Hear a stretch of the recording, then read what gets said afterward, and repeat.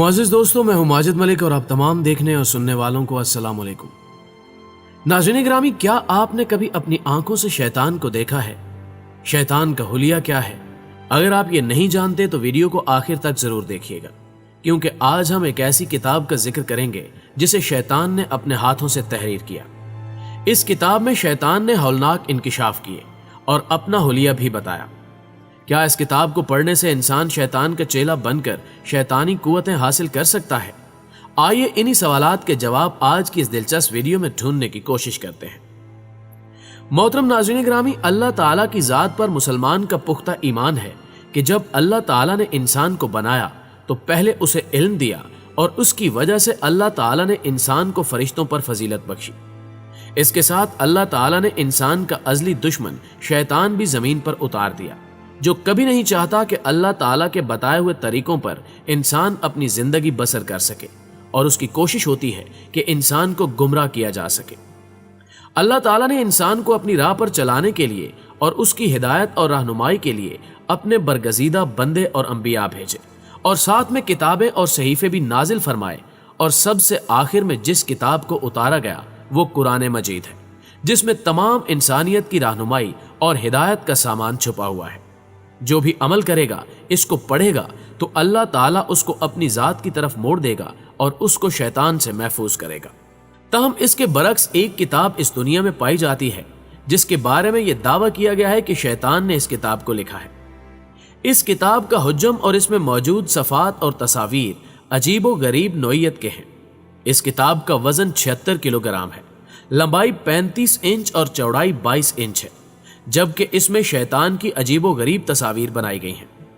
इसमें लिखाई के लिए मुख्तलिफ तरह की स्याही का इस्तेमाल किया गया है, जिसमें काला, सब्ज, पीला, सुर्ख और नीला रंग इस्तेमाल किया गया है। इसमें दिलचस्प बात यह है कि इस किताब के हर सफ़े का रंग दूसरे से मुख्तलिफ है, जिससे मालूम होता है कि लिखने वाला कोई आम इंसान नहीं था। इसके सफ़ात को बनाने के लिए 160 गधों की शफाफ खालों का इस्तेमाल किया गया, जबकि इस किताब को लिखने के लिए जो जुबान इस्तेमाल की गई है वो लातीनी है, और इसके साथ साथ कुछ ऐसे मज़ामीन भी हैं जो कि इब्रानी जुबान में लिखे गए हैं।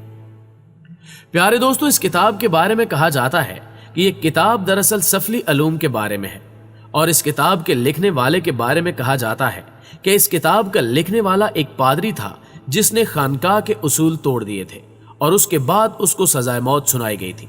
लेकिन सजाए मौत से बचने के लिए उसने ये वादा किया था कि वो एक किताब लिखेगा जो कि पहले कभी नहीं लिखी जा चुकी होगी।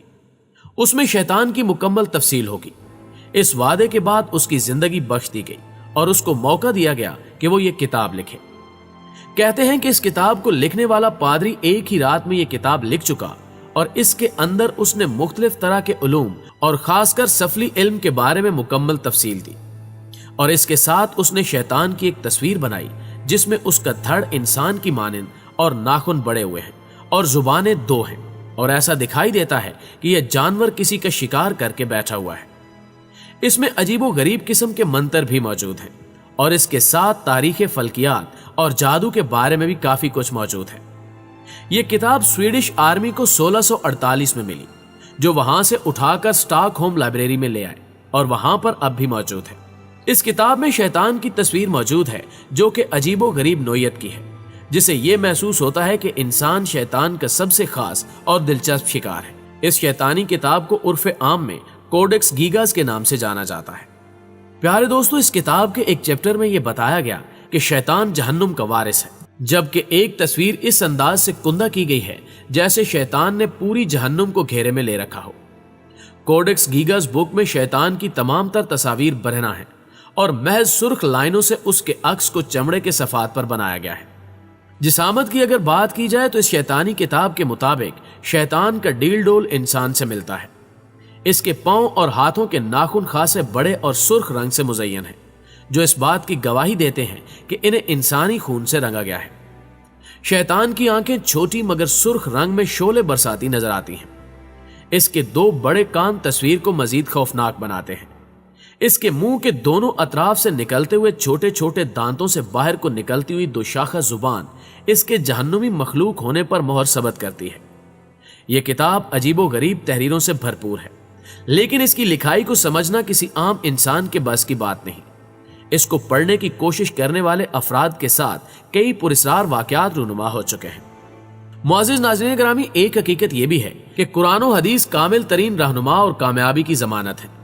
اسلام اپنے ماننے والوں کو زندگی کے ہر شعبے اور ہر معاملے میں بہترین رہنمائی فراہم کرتا ہے اور انسان کو ہر پریشانی میں آسانی اور مشکلات سے نجات کا راستہ فراہم کرتا ہے۔ فرمان خداوندی اور رسول اکرم صلی اللہ علیہ وآلہ وسلم کی احادیث مبارکہ کی روشنی میں شیطان بنی نوع انسان کا واضح اور سب سے بڑا دشمن ہے۔ لفظ شیطان شتن یا یشتن سے نکلا ہے، جس کا مطلب ہے حق سے دور۔ لفظ الشیطان کا مطلب بری روح اور نافرمان بھی ہے۔ عربی زبان میں شیاطین سے مراد غصے والے لوگ اور سانپ بھی ہیں۔ شیطان خود بھی حق سے دور ہے اور اس کا مشن بھی لوگوں کو حق اور ہدایت سے دور کرنا ہے۔ شیطان حق و صداقت کی مخالفت کرتا ہے۔ شیاطین کا بنیادی مقصد انسانوں کو برائی اور خالق حقیقی کی نافرمانی کے لیے آمادہ و تیار کرنا ہے۔ شیطان انسان کے جسم میں خون کی مانند دوڑتا ہے۔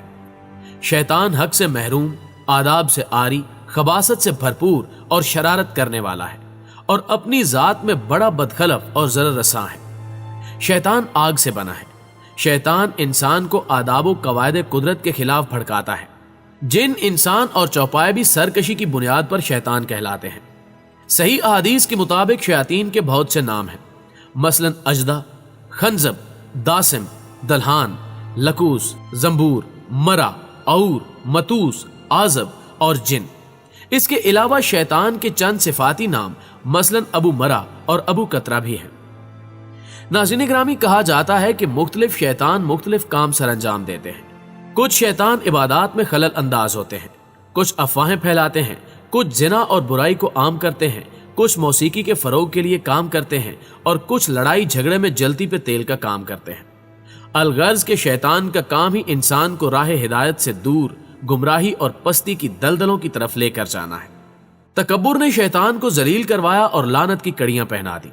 شیطان نے اللہ سے دعا کی تھی کہ اے اللہ مجھے قیامت تک مہلت دے دے۔ شیطان کی یہ دعا اللہ نے قبول کر لی تھی۔ تو جب شیطان کی دعا قبول ہو سکتی ہے تو انسان کی کیوں نہیں ہو سکتی؟ اس لیے انسان کو کبھی بھی شکوہ نہیں کرنا چاہیے۔ شیطان انسان کے دل میں وسوسے ڈالتا ہے جو گناہ اور برائی کی بنیاد کا کام کرتے ہیں۔